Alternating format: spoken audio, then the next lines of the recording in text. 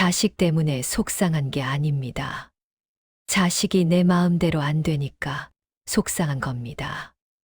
내가 이만큼 해줬는데 왜 저렇게 밖에 못하나? 며느리가 왜 저렇게 행동하지? 내가 뭘 잘못했나? 그 생각이 들 때마다 가슴이 답답하시죠? 오늘은 그 답답함을 풀어드리겠습니다. 자식을, 며느리를, 사위를 바꾸는 방법이 아닙니다. 내가 편해지는 방법입니다. 바로 시작하겠습니다. 첫째, 왜 자식에게 가장 많이 상처받는가?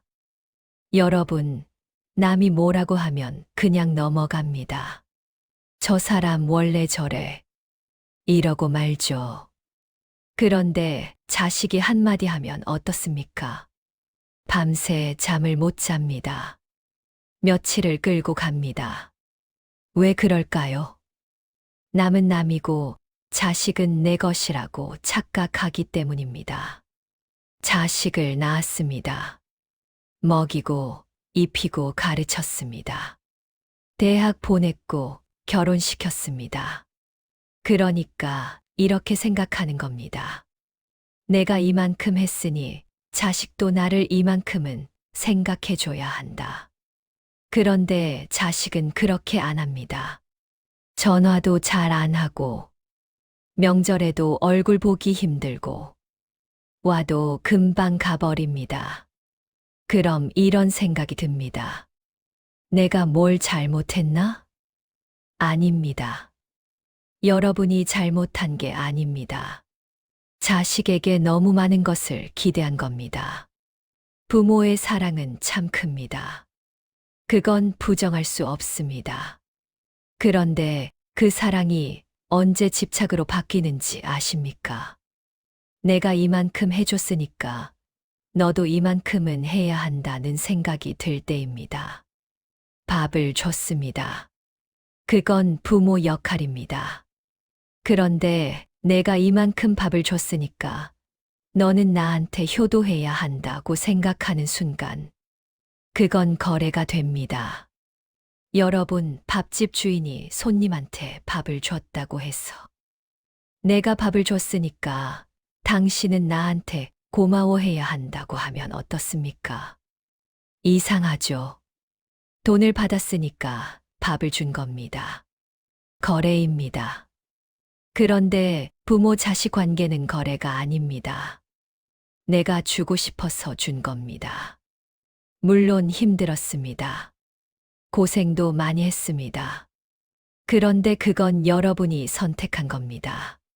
자식이 낳아달라고 부탁한 게 아닙니다.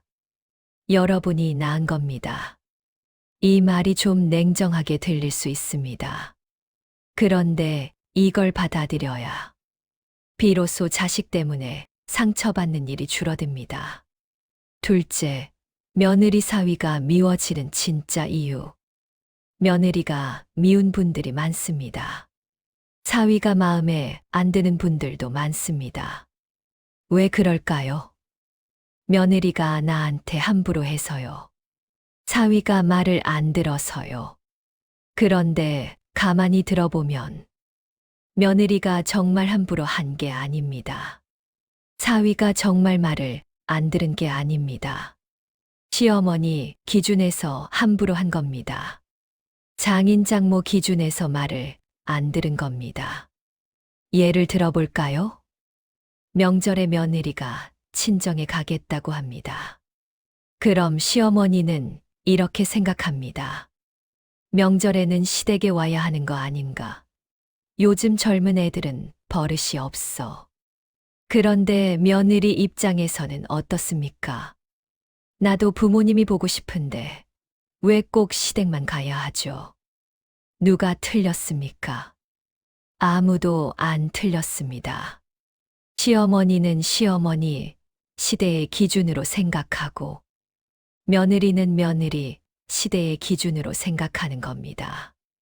그런데 시어머니는 자기 기준이 맞다고 생각합니다. 내가 며느리 때는 다 시댁에 갔다.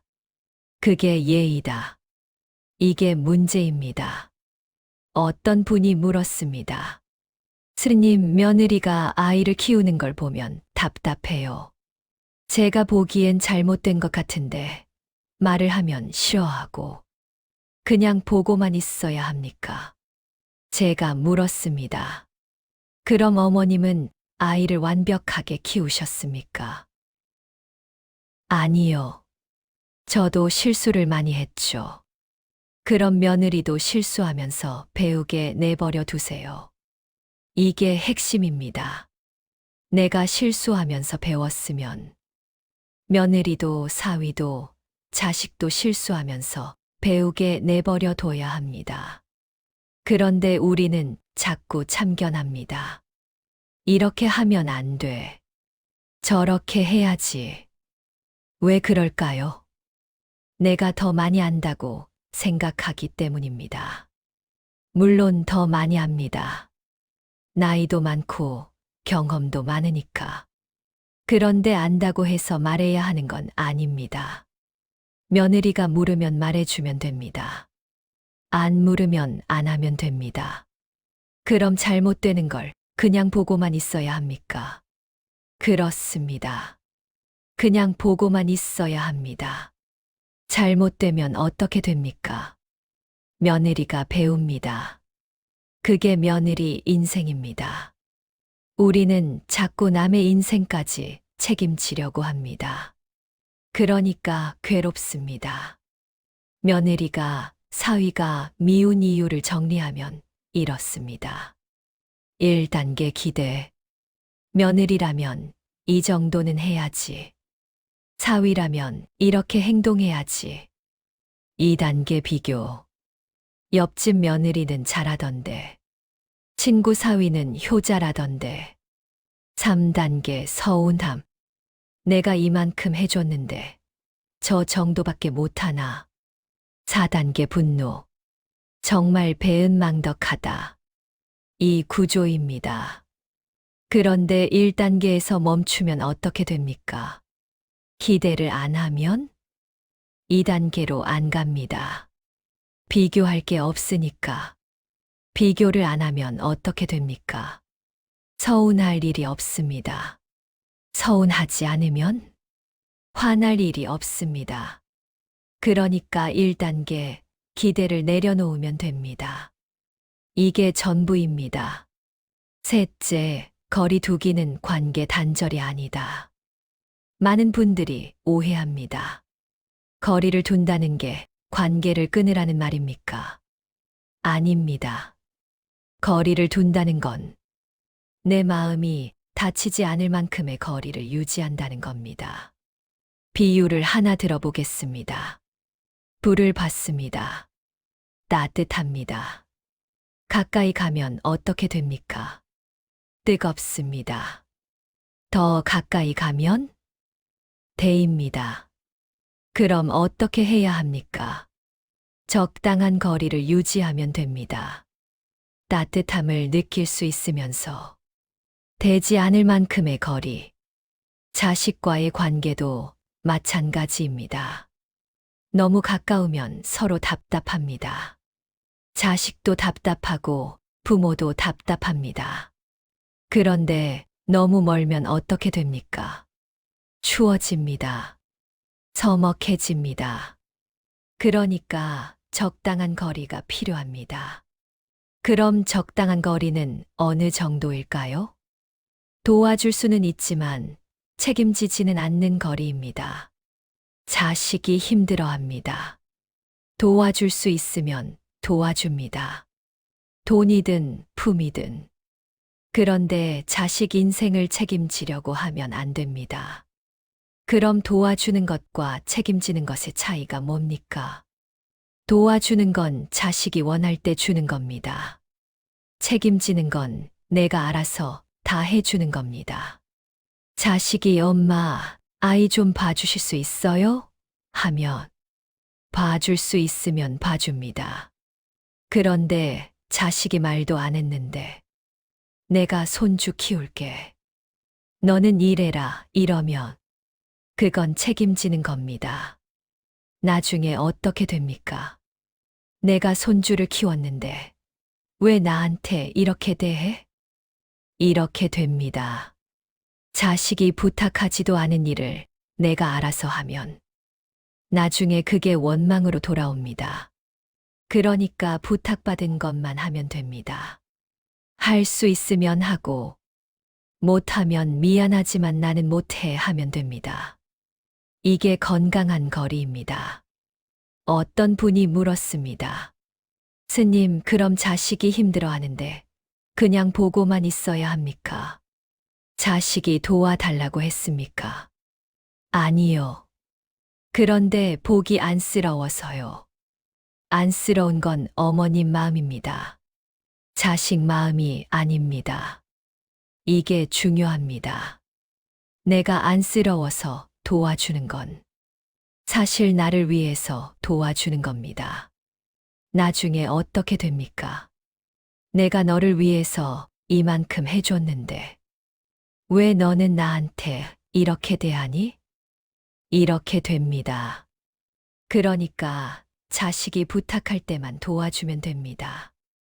그게 진짜 사랑입니다. 거리를 둔다는 건 자식을 사랑하지 말라는 게 아닙니다. 사랑하되 집착하지 말라는 겁니다. 사랑은 상대를 위하는 겁니다. 집착은 나를 위하는 겁니다. 자식이 행복했으면 좋겠다. 이게 사랑입니다. 자식이 내 말을 들어줬으면 좋겠다. 이게 집착입니다. 여러분, 자식이 행복하길 바랍니까? 그럼 자식이 원하는 대로 살게 내버려 두세요. 내 기준대로 살게 하려고 하면 그건 자식을 위하는 게 아니라 나를 위하는 겁니다. 넷째, 하지 말아야 할 말과 행동. 자, 이제 구체적으로 들어가 보겠습니다. 자식과 거리를 잘 유지하려면 하지 말아야 할 말과 행동이 있습니다. 조언하지 마세요. 내가 살아보니까 말이야. 엄마 말 들으면 후회 안 해. 이런 말 하지 마세요. 왜 그럴까요? 자식은 조언을 원하지 않습니다. 자식이 물으면 말해주면 됩니다. 안 물으면 안 하면 됩니다. 그럼 잘못되는 걸 그냥 보고만 있어야 합니까? 네, 그렇습니다. 잘못돼도 자식 인생입니다. 우리가 조언하면 어떻게 됩니까? 자식이 조언대로 했는데 잘 됐습니다. 그럼 고맙다고 할까요? 안 합니다. 내가 잘해서 잘 된 거지. 자식이 조언대로 했는데 잘못됐습니다. 그럼 어떻게 됩니까? 엄마가 그렇게 하래서 한 건데. 이렇게 됩니다. 조언은 백해무익합니다. 물으면 말해주고, 안 물으면 입 닫으세요. 간섭하지 마세요. 요즘 왜 이렇게 살이 쪘니? 그렇게 입으면 안 돼. 애는 왜 그렇게 키우니?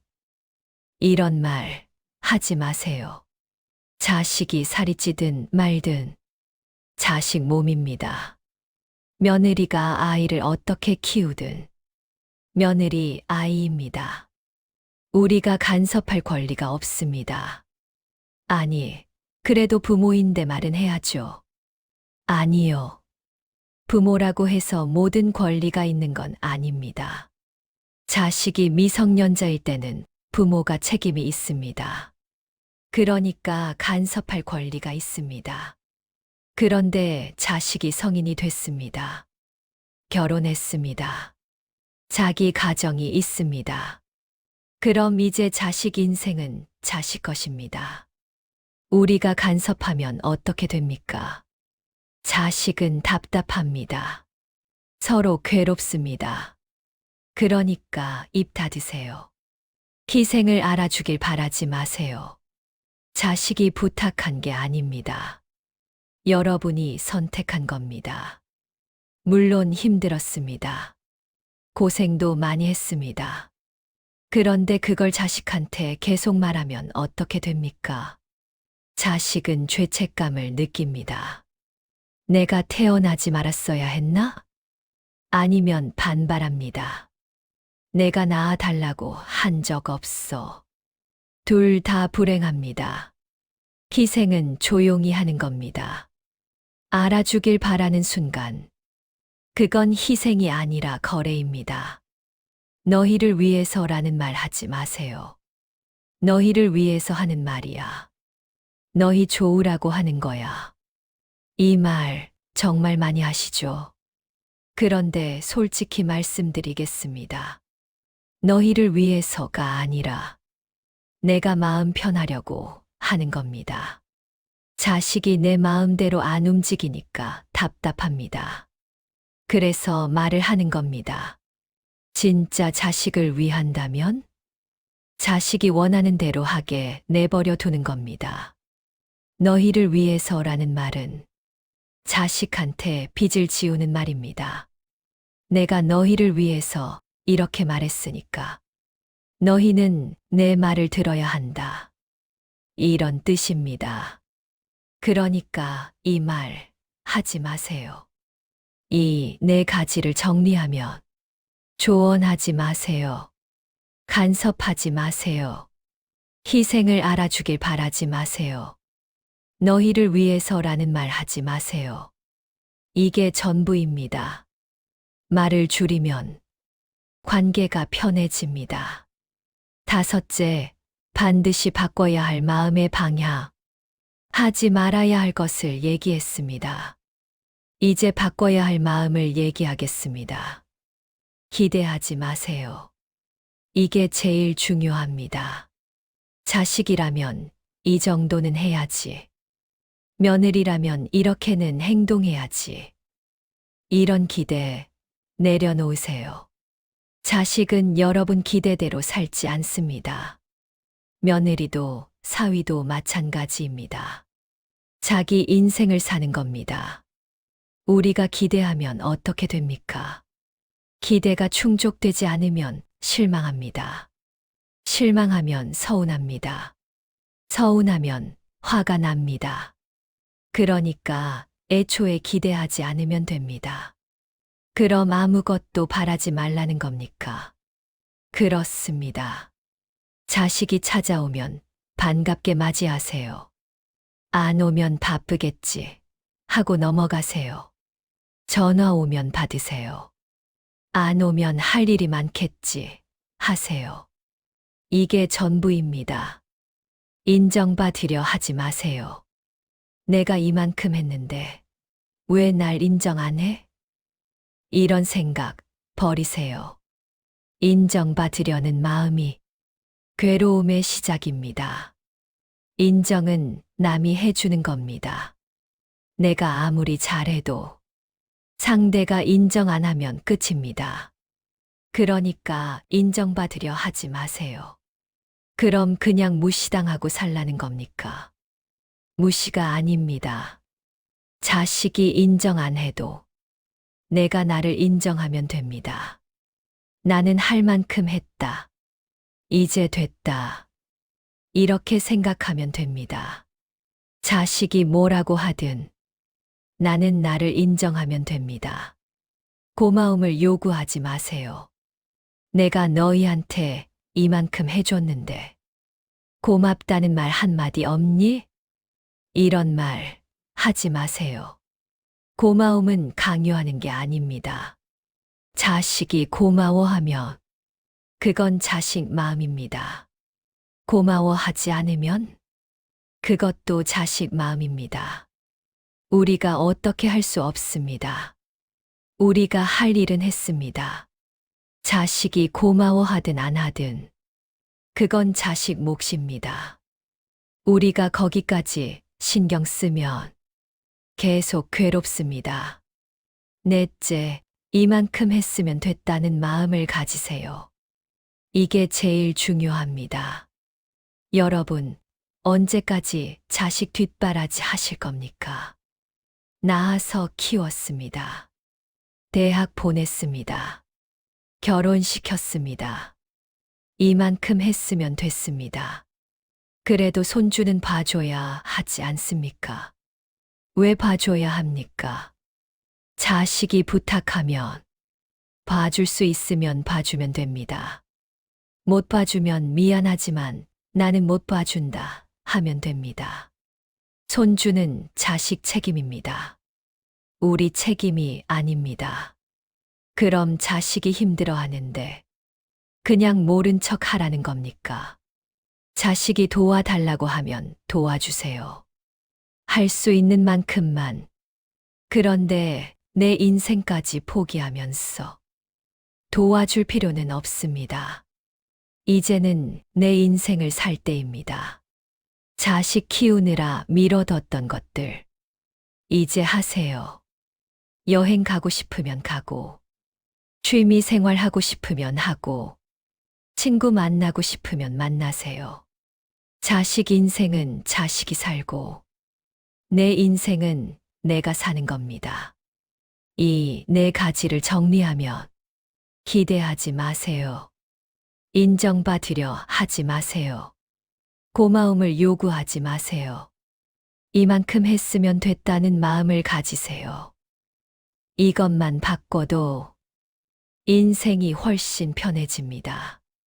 여섯째, 자식과 멀어질수록 편해지는 이유. 많은 분들이 두려워합니다. 자식과 멀어지면 외롭지 않을까?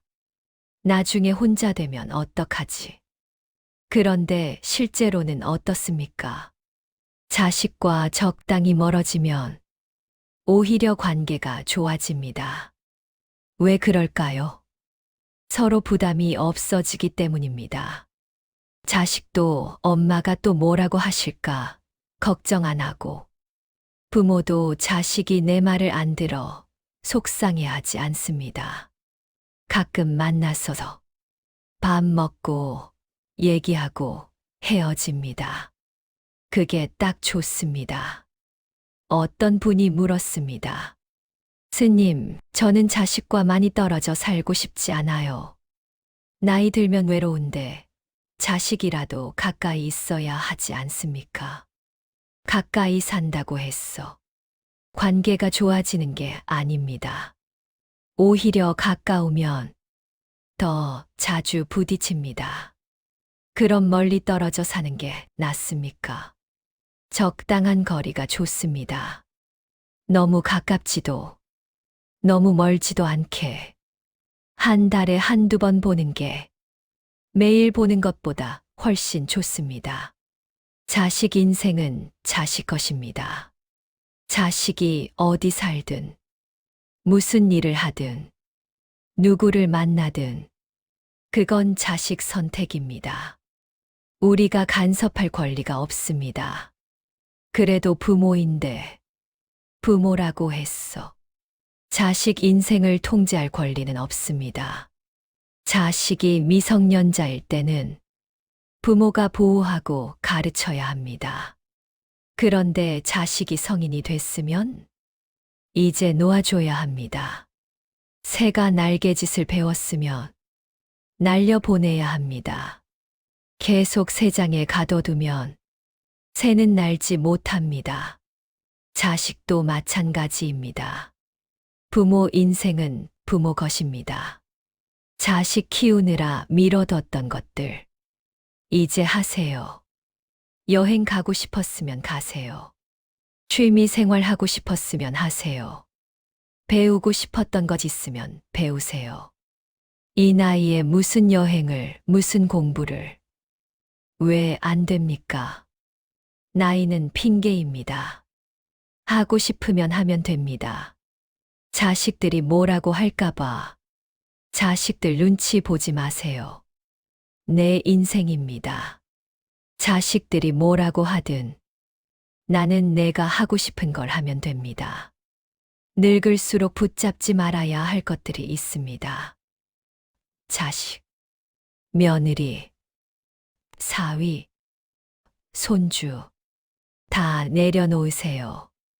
내려놓는다는 게 사랑하지 말라는 겁니까? 아닙니다. 사랑하되 집착하지 말라는 겁니다. 자식이 행복하길 바랍니다.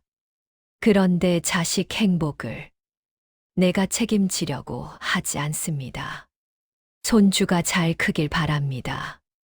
그런데 손주 키우는 걸 내가 다 맡으려고 하지 않습니다. 적당한 거리에서 지켜보고 응원하면 됩니다. 그게 진짜 사랑입니다. 일곱째, 노년의 품위를 지키는 관계 태도. 나이가 들수록 중요한 게 있습니다. 품위입니다. 품위 있는 노인과 품위 없는 노인의 차이가 뭘까요?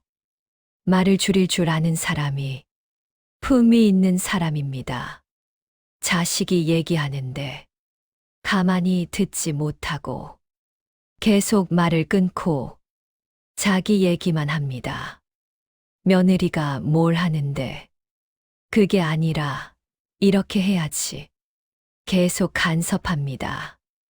이게 품위 없는 모습입니다. 품위 있는 사람은 어떻게 합니까? 자식이 얘기하면 끝까지 듣습니다. 며느리가 뭘 하면 가만히 둡니다. 물으면 말해줍니다. 안 물으면 입 닫습니다. 이게 품위입니다. 품위 있는 노인의 특징을 말씀드리겠습니다. 첫째, 말을 줄입니다. 나이 들수록 할 말이 많아집니다. 경험도 많고 아는 것도 많으니까. 그런데 그걸 다 말하면 어떻게 됩니까? 상대는 지겹습니다. 말이 많은 사람은 사람들이 피합니다. 나이 들수록 말을 줄여야 합니다. 꼭 필요한 말만 하세요. 나머지는 삼키세요. 둘째, 판단을 멈춥니다. 요즘 젊은 애들은 내가 볼 때는 저건 잘못됐어. 저렇게 하면 안 되는데. 이런 판단 하지 마세요. 내 기준으로 남을 판단하는 순간 갈등이 시작됩니다. 자식이 어떻게 살든, 며느리가 어떻게 하든, 그건 그들 선택입니다. 우리가 판단할 일이 아닙니다. 그냥 가만히 보고만 있으라는 겁니까? 그렇습니다. 가만히 보고만 있으면 됩니다. 판단하지 않으면 화날 일이 없습니다. 셋째, 존중합니다. 자식을 존중하고, 며느리를 존중하고, 사위를 존중합니다. 내가 부모인데 무슨 존중을. 부모라고 했어. 함부로 대해도 되는 건 아닙니다. 자식도 한 명의 어른입니다. 며느리도 사위도 마찬가지입니다. 상대를 존중하면 상대도 나를 존중합니다. 존중받는 부모의 공통점이 뭔지 아십니까? 자식을 존중하는 부모입니다. 자식 의견을 무시하고, 자식 선택을 비난하고, 자식 인생에 간섭하면 자식은 부모를 존중하지 않습니다. 당연합니다. 존중은 주고받는 겁니다. 이 네 가지를 정리하면 말을 줄입니다. 판단을 멈춥니다. 존중합니다. 이렇게 사는 노인이 품위 있는 노인입니다. 자식들이 우리 부모님 정말 좋으시다. 이렇게 말하는 부모가 됩니다. 어떤 분이 물었습니다. 스님, 그렇게 살면 자식들한테 무시당하는 거 아닙니까? 무시가 아닙니다. 존중입니다. 말 줄이고, 판단 안 하고, 간섭 안 하는 부모를 자식들은 편하게 생각합니다. 편하니까 자주 찾아옵니다. 편하니까 얘기도 많이 합니다. 거리를 두니까 오히려 가까워지는 겁니다. 반대로 말 많고 판단하고 간섭하는 부모는 어떻게 됩니까?